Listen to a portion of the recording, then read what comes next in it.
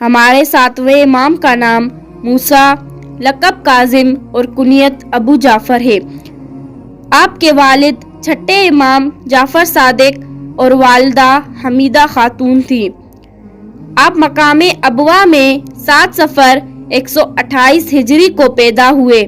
14 साल तक आप हारून के तंग कैद खानों में रहे। आखिरकार कैद खाने में ही हारून रशीद ने आपको जहर से 25 रजब 183 हिजरी को शहीद करवा दिया, जबकि आपका जिस्म जंजीरों में जकड़ा हुआ था। आपके जनाजे को बगदाद के पुल पर रख दिया गया। अहले बैत से मोहब्बत रखने वालों ने आपको दफन किया। आपका रोज़ा मुबारक काज़मैन इराक में है।